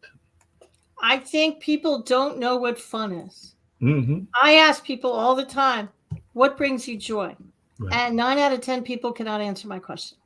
Mm-hmm. What's fun for you? They just kind of look at me. I watched TV last night. I think going out and having fun and doing things that bring you joy is the key to life. Childlike wonder. If you love drawing as a child, go pick up a coloring book, Color by Numbers, an adult coloring book, and just start coloring. You know, when I was talking about rose-colored glasses, I was actually referring to how people see you and your family who want to put you in that box that you've always been. So you're not that person anymore. But if you're stuck in life and you're in a 9 to 5 and you just don't know what to do, try going out and having some fun. Mm-hmm. No, And I'm not talking about going to a movie or watching or binge watching a series on Netflix. I'm saying fun. Go roller skate. right. Okay, if you're 62, you won't roller skate because I'm scared I'll break my neck. But, go out and do something fun. Go ride a horse. Go ride a bike. Do something. Go play hopscotch. Something. Mm-hmm. Go have some fun. Laugh. Laugh with your friends. Crack jokes. That's the key to life. I mean, Ron and I used to go into chemotherapy, and we used to be, the younger viewers won't know who this is, but we used to be George and Gracie, who are a little comedy team. Right. And we used to just go in and make people laugh. Why? Because it's more fun than crying. No, I agree with you. And there's a show that we do regularly. Billy Graham does it, not the famous pastor or even members of his family and everything, but it is a motivational speaker out of Texas, African-American motivational speaker. And if you ever watch the show and see his commercial that opens the show, he is speaking at one of the African nations. I forget which one it is. It might be in Ghana or something like that. And one of the things that he brings up is, well, a couple things. He brings up the notion of he doesn't want to take all of these great ideas with him to the graveyard. And I definitely understand that and agree with him on that and along those lines. But the other thing that he says is that how can that we are told to break out of the box, but how can we break out of the box when there is really no box to break out of, and all along those lines. So that is one of his lines, is that there is no makes box. a lot of sense. Everybody, you can't put me in a box because there is no box. That's exactly what he says, is you can't put me in a box. I read a meme on Facebook just yesterday, said, if you're one of those people who think the glass is half full, Mm-hmm. go buy a smaller glass and pour the water into that glass. There you go. Now the glass is full. I thought it was an interesting perspective. That's a very interesting perspective, because if the glass is half full, go get a smaller glass and then it'll be a full glass and everything. There you go. It's a matter of perspective. Think outside the box. Okay, well, I don't have a box, so there's no box for me to think outside of, because I don't fit into anybody's box. Right. No, you definitely don't. Never did. Never did. And all along those, what advice would you give to folks, and we're getting ready to wind down shortly, that are thinking about writing a book? Because like you mentioned earlier, you have written about 12 of them and all along those lines. But what advice would you give for folks that are thinking about going into the notion of being an author and all along those lines? Because I've always been told that everybody has a book in them. Now, whether every book needs to be written, that's a whole nother question, and that's a whole nother story. But I have been told that everybody has a book within them and everything. But what advice would you give to folks that are thinking about writing a book? Just start writing. One of the mistakes that people make when they think about writing a book is they think, okay, I have to come up with the title. Then I have to write the chapter 1, chapter 2, chapter 3. And that's actually not true. I really did write one of my books in chemotherapy on my phone. And what I did is, when I thought of something, I'd write it down. So I didn't know if that was chapter 1. I didn't know if it was chapter 10. So just get on your computer and just start writing. Mm-hmm. And just start writing. If you're writing a memoir about your life, you don't have to start with your childhood. Start with whatever floats into your head. Once, 3, 6 months, a year goes on, and you have enough files on your computer, okay, now you can put them in order. Now you can say, okay, well, this one should be here, and that one should be here, and that's when you can find a title for the book. So just start writing. Don't put yourself in a box and pigeonhole. Just start writing. Yeah, that makes a lot of sense.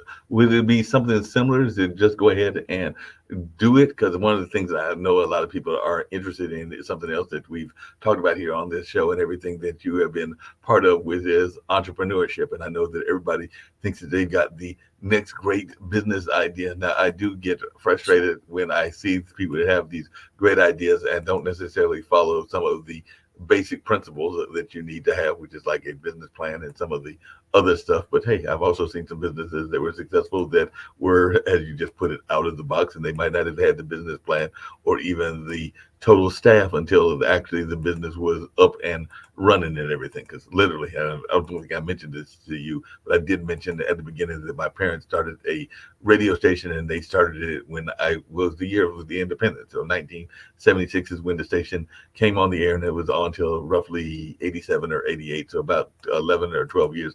And part of it was them being frustrated by the fact that they did not hear enough minority voices. They didn't hear enough rural voices. And they also had a love of certain music styles that they weren't hearing enough of, that being jazz and blues. So with no radio background whatsoever, mom was trained as a guidance counselor, and dad was trained in the military as an engineer, and I think in college in that field as well, but not a radio engineer, but like the more civil type of engineer, if I remember correctly. And like I said earlier, he was involved in civil rights struggle activities here in North Carolina and everything. So with no background, but seeing a need, they created it. And that's part of the reason that I like what Kim and Nick are doing here at Pod TV, because I think it's a similar narrative. Some 76 to 2006, some close to 50 years later, with similar mindset and everything, even though it's closer to like 45 years later and everything, but still a similar mindset and all along those lines. So I was like, I can definitely relate to it and want to get involved, because it sounds like what the parents, who fortunately are still living, were doing when they created that station in 76. So definitely one thing I think you have to do is have a vision. But what advice would you give to entrepreneurs? Don't quit your day job until you can support yourself. Right. Everybody say, well, how much will it cost to start a business or a concierge business? Well, add up your bills, phone bill, every bill, multiply that by 6. My husband will tell you to multiply it by 9. And that's the amount of money that you need to start the business basic, because that's the amount of money you need so you don't starve to death.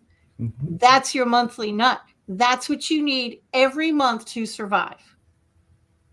And if it means that you have to work part-time while you're getting the business, or you do the business at night and on weekends, you'll be the busiest person on the planet, but you're not going to starve to death, and you'll have a roof over your head.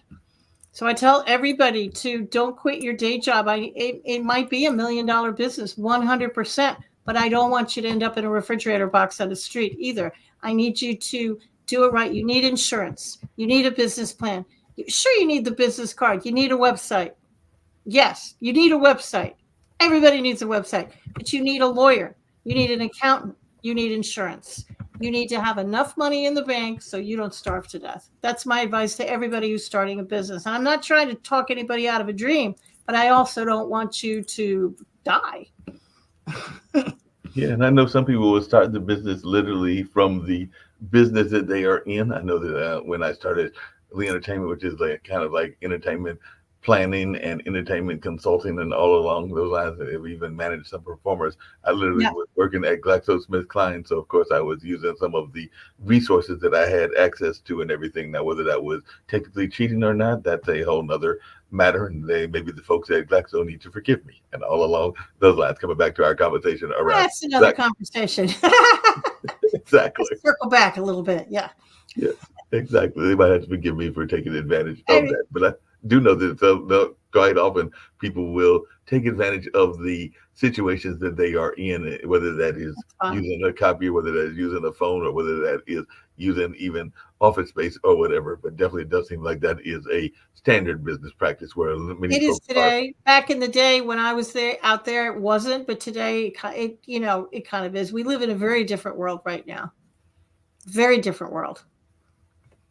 What's some of the things that you have seen change in your 62 years that have surprised you? Because I know on one of our shows that we oftentimes talk about AI and its impact, and all along those lines on a regular basis. I think that's our World Edition show, which is our new show. Of course, they also talk about these awards that I mentioned earlier as well. But kind of jokingly talked about the change in the phone, and of course the Google reference that It's you made slam your earlier. phone down like I used to because you break it. You can't slam it down. Didn't we all used to think we were going to be living a George Jetson kind of life? Come on. We all thought we'd be walking, we'd be driving these cars, these, spaceship cars. That's what we all thought. And then when computers came on, they told all of us, we're going to have a paperless society. They lied through their teeth. We are not a paperless society. So I think that's the biggest change is, technology. But as much as technology has changed, our society is kind of the same way it was as it was in the 50s, 60s, and 70s. We're teaching the same things in school. It doesn't seem to me, with all due respect to everybody out there, it just doesn't look to me like we've progressed terribly far in that department. Technology, we've progressed very far. And I see AI, and I wonder if they've never seen Terminator movies or Will Smith. I mean, I wonder if they've never been to the movies. So whenever I use ChatGPT, I make a point of saying thank you to it. Why? Because if the AIs take over the world, maybe they'll remember that I was nice to it and I always said thank you. And they might just remember that, like you said. Maybe they'll remember. I don't know. Yeah, hopefully they'll remember that, because as you were just saying that, I was thinking about a couple of things. One, the network founders, part of the reason that they founded the network, as I alluded to earlier, was that they felt that there were things that should be taught in the school that weren't taught in the school. Because I know Nick Valveda talks about fiscal literacy and fiscal responsibility, and he wishes that would be taught in the school system, and he can't find any school system where it is really taught, or even entrepreneurship skills as well. So I think that both him and Kim would agree with what you're saying, that we need to do a better job in our teaching and everything. And at the same time, I know that I want to say here in North Carolina, there are school systems that are concerned about the use of technology. And I think that there's even some schools that are putting limitations on when the students can bring the cell phones into the campus. I agree with that, actually. And their students are using ChatGPT to write their papers, which is wrong. So that's something that they're going to have to figure out. So kids can't do that. They really have to think for themselves, because our cell phones, we all thought it was going to make us all smarter. I think it's made us all dumber. Well, not only that, but I also wonder, between the cell phones and the pandemic, if some of while I'm glad to be able to talk to you on this platform and everything, and hopefully I know that we have a regular meeting sometimes with some of the people from here in North Carolina that have been on shows and everything else, that Nick brings them to the WADU, which is over there on the campus of Duke University, and we'll have lunch together and all along those lines. So I know there have been some past guests and definitely some hosts that have showed up as well. So I might have to see when the one is for January and see if you're able to come from Apex, because I know there's some people that come from Raleigh. I'm actually outside of Wilmington. So okay. I'm about 2-3 hours away.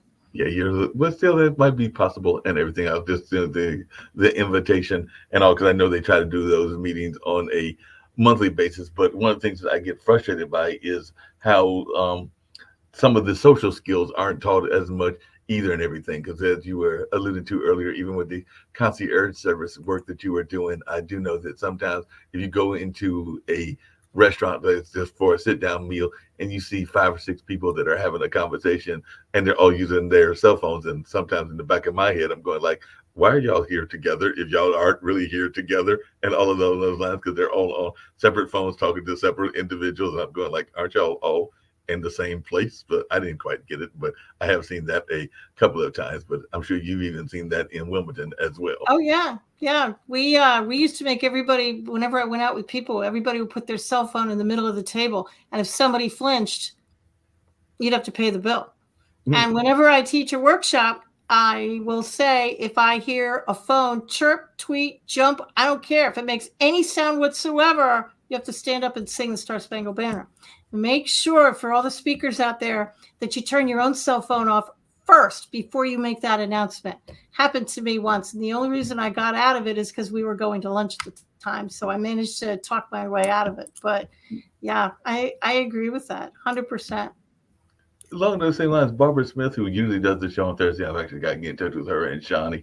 She used to have these like certain things that she does a show called Empowering You. It was in Thursday evenings, and now it's Thursday afternoon, and that's why I got to check and see whether we're on for this Thursday or whether she'll come back on the 11th for the first episode and all in that space. But she would oftentimes talk about kind of like catching how a lot of times when people are given an introduction to the speaker, they basically read the bio, and there's like the bio is already provided and all along those lines. So she would sometimes ask a question that would get people to break that mold. So she would sometimes say that she was, I forget the exact phrase, but it's something like I was an engineer by 8, I was a race car driver by 10, and then I was a something else by 12. And she would give backgrounds as to how this happened. So the engineer at like 8 was her literally breaking down something that was in the house and rebuilding it and all along those lines. And the race car driver was literally her, riding her parents' car or something along those lines. So there was a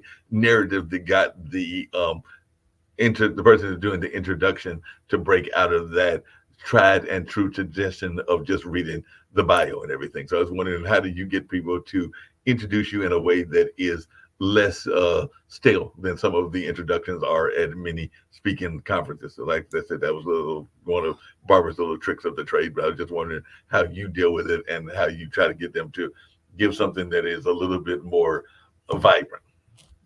Sometimes I'll write it for them. Mm-hmm. Sometimes I'll just give them some verbal suggestions. Because I don't like to step on people's toes when they invite me to speak. They've got a certain format of doing things. But when I'm asked, I'll tell them, to they can say anything they want in my bio. But I'm a big fan of people can read.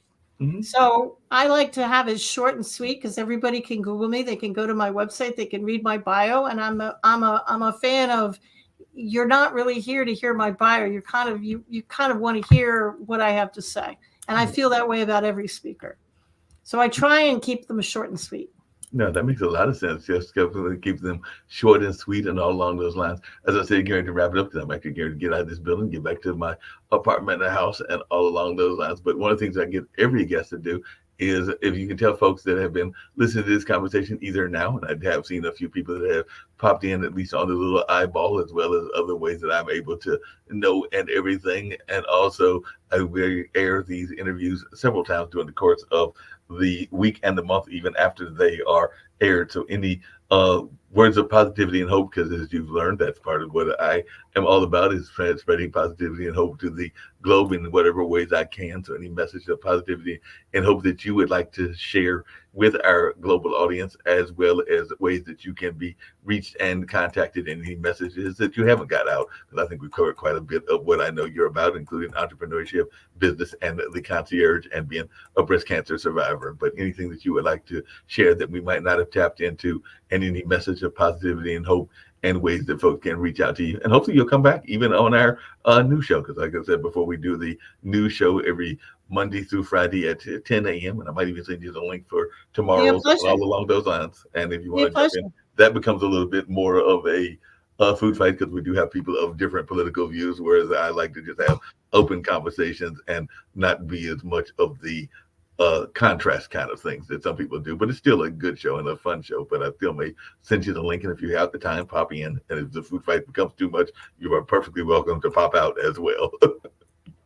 If people want to purchase any of my books and you want to see what I've written, you could go to KatherineGiovanni.com. Catherine is spelled a little bit weird. It's KATHARINE, Giovanni.com. A list of my books and all the things I've written are right there. The newest one is this one, The Ultimate Path to Forgiveness. My biggest message to anybody is to be your authentic self. And I'm not being tried. I actually mean it. Everybody's trying to put us all in a box. And if you're not happy in what you're doing, it probably means that you're not being your authentic self. You're not being true to yourself. You're not doing things that make you happy. You're not being the person you know who you are. Why? Because maybe you're scared society is going to accost you. They're going to pick you. They're going to point their finger at you and say, you shouldn't do that. It's like the bullies in grammar school. Be your authentic self. It's why you're here on the planet. The only way we're going to heal the planet is if we be our authentic selves and we do what we're meant to do. Okay, Catherine, what am I meant to do? You'll figure it out. Once you decide to be your authentic self, you'll figure it out. Trust the little bird on your shoulder and know that you got this. No, definitely. You said a couple of things that had me laughing as we're closing out and everything. One is that, and I still tease him to this day and everything, but as I mentioned before, I've always knew that I was going to be in the entertainment space and definitely the media space as well. And I remember that he doesn't do it as much now because there is a nickname that I created for myself that I actually enjoy. And I think I created it on Facebook. You might have even seen it on LinkedIn, which is the Cultural Minister of Durham, because I'm definitely involved in a lot of cultural activities here in Durham. So I created that and everything.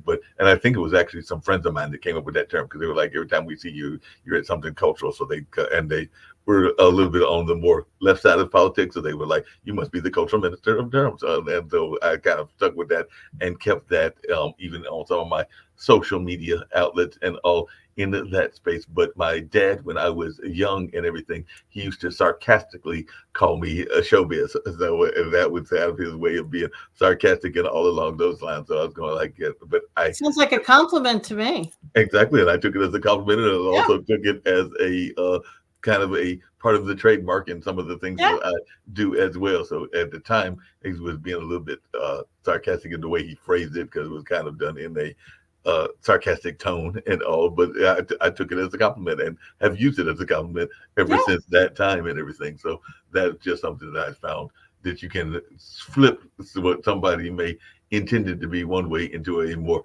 positive light, and if you choose to and everything. Yeah, they say they're calling you showbiz. Say thank you. Yeah, exactly. And the little side entertainment, you run the risk of irritating them, which might be very entertaining, to be honest. So there you go, little side entertainment. Little side entertainment, and it might even, like you said, if they're using it one way and then you flip it and everything, because I know that there are some women, including one of our founders, Kim Calhoun, that sometimes will use a word that is associated with certain animals, namely the dog and everything, but also associated with a certain part of our culture and everything, and rhymes with that word. And she basically will try to reclaim the word by using it as part of acronyms and all along those words. So that's another case. I'm from New York, and I live with somebody who grew up in Hoboken, New Jersey. So yeah, I've heard it all. Yeah, I'm sure you heard it all along those. One thing that I have enjoyed about our conversation this afternoon, before we totally wrap in everything, is I love your animal references, because I'm a big fan of animals. Don't have any animals at the moment, but I've had cats in the past. I've had definitely even some geckos that, ironically, a friend of mine that moved to New York gave me, because they were of the Italian background, as I recall, and they were going up there to move into the theater district. So even though I only had them for less than a year, they gave me fettuccine, linguine, and Alfredo. So I had those three geckos that I was able to keep for a while, because they had very many geckos. I think he had like 10 or 12, but I got 3 of them as they were going up to New York to pursue their theater career. And then as a kid, I've had rabbits and even a pet raccoon and a number of other things. And I heard your references to things like the jackrabbits in your life and a couple of other things. I'm good, like, she must have a love of animals. Animals are smarter than us. They blindly trust their intuition. Humans are stupid because we don't blindly trust our intuition. We talk back to it and say, you're out of your mind. I'm not going to do that. But animals, they blindly trust it. They're 100% smarter than we are. No, I agree with you. I think that animals are much smarter, and I think that sometimes they are also wondering why we do what we do.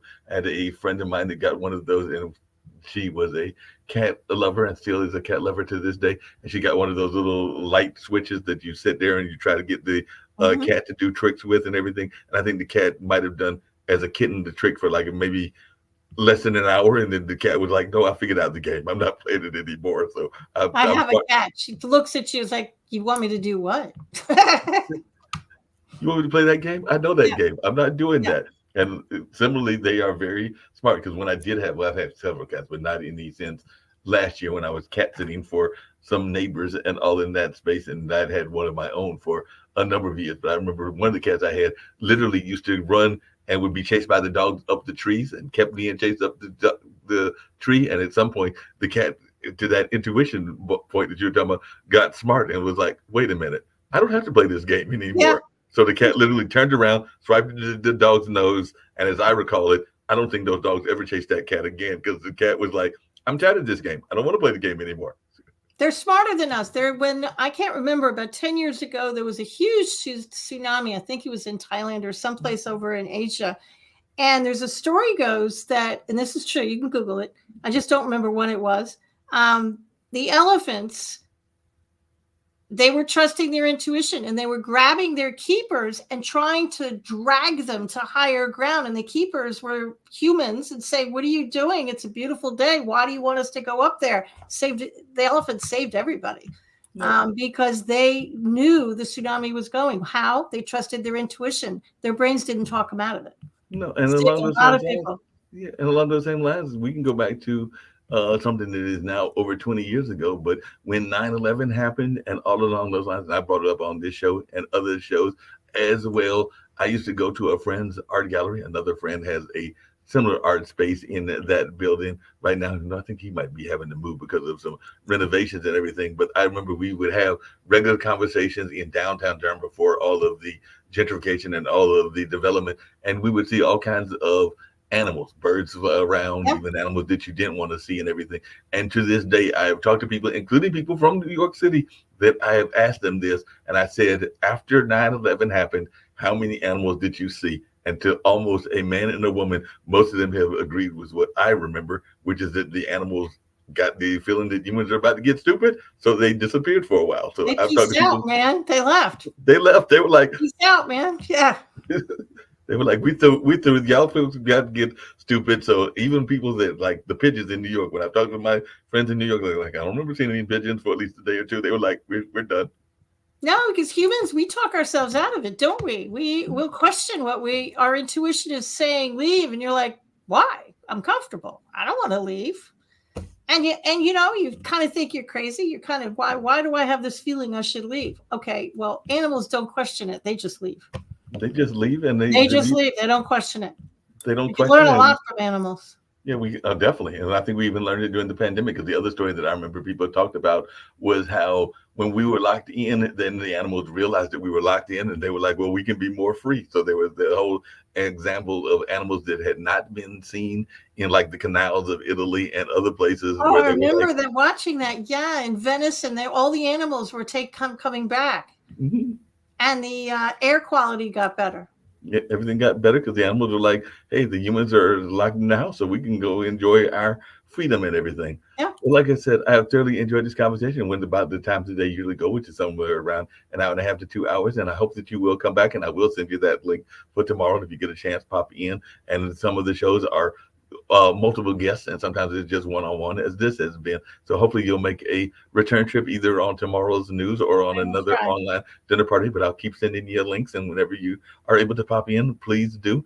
And one of the things we've been doing is we've been adding, because we have a bookstore, a bookstore that is the books of folks, because I'm considered an Amazon influencer for whatever reason, because I don't even know how I got that title. But since Amazon gave me the title, I'm not going to argue. So Pod TV has attached my bookstore to their network and everything. So I have like the idea list. So I'll be adding yours as well. So hopefully, who knows, we might even get some purchases of your books from some of our listeners that have heard this conversation. So I'll be adding those this evening as soon as I get to the house and everything. Don't know that I'll add all 12, but I'll add at least the current one and maybe 3 or 4 other ones that look interesting, including some of the concierge ones as well. And who knows, I might even get bored and add all 12. Thank you. I appreciate it. No problem at all.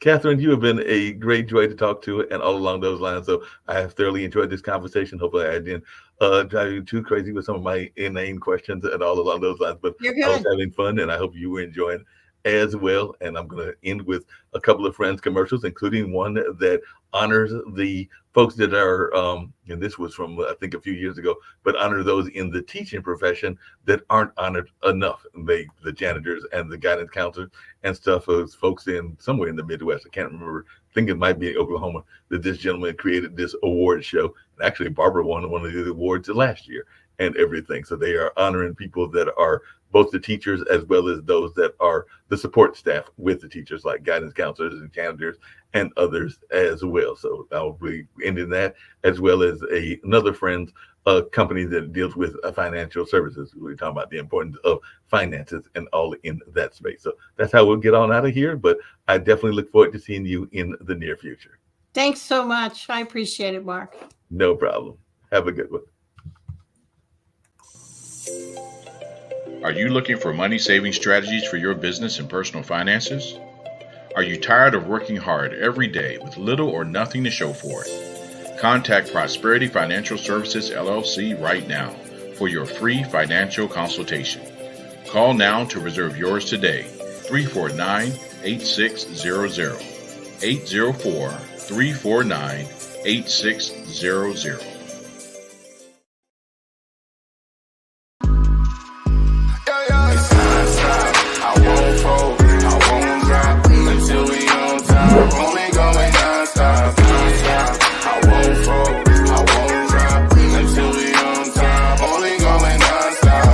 Thank everyone for coming to the 2020 TAF Awards.